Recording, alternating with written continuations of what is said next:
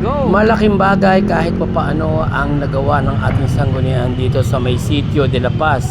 At this time ay nakikita natin ang kaliwanagan ng sityong ito na dati napakadilim ng pagpasok dito.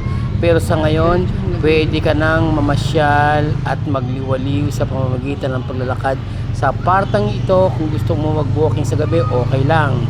So ayan, nadaanan natin ang ating mga kabarangay na nag-happy-happy at syempre galing sila sa trabaho. So kailangan pa shot-shot ng konti at hindi mawawala yan sa ating mga Pilipino, lalo na sa mga Batanggenyong katulad natin na talaga ng mga sign ng pagiging matikas ng isang Batanggenyo. Ang katapat nito ay ang 4. Ayan, basta isa lang ang payo ko sa ating mga kabarangay, huwag ilalagay sa ulo ang mga iniinom nating alak. Kumbaga hinay-hinay lang hanggang tiyan lang, okay?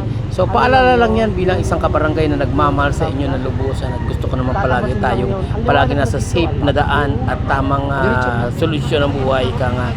So hinahanap natin si Kapitan sa mga oras nito at na hindi natin, pero nakita natin ang sasakyan. Kaya ang ginawa namin ni Consel Polly Lirio ay pumasok na kami na nga dito at tinignan namin ang ikinabit na ilaw at ito na nga, nabungaran natin na talagang maayos na nga ang pagkakakabit.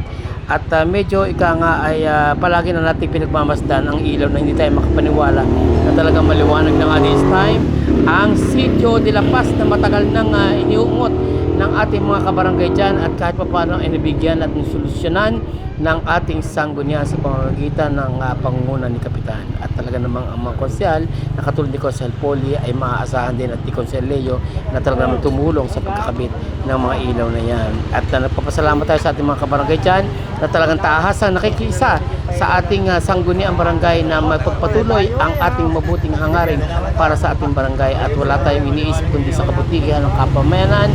Wala tayong pinapanigan, wala tayong tinatangi, wala tayong itinutokmo kung hindi ang kagandahan ng ating komunidad, ang patuloy na progreso at makita natin at ng mga susunod panlahi na ang ating barangay ay isa sa mga ehemplo ng magandang pamayanan, nagkakasundo-sundo ang magkakabarangay at hindi nag-aaway-away, manapay, magkaisa sa isang magandang hangarin at napatutunguhan ng ating kaunlaran, ng ating pamunuan ng ating barangay. So iyon, napasok na natin yan at lumalabas tayo dito at ito na nga ang sitio de La Paz. Maraming salamat sa inyong suporta. Thank you so much for watching.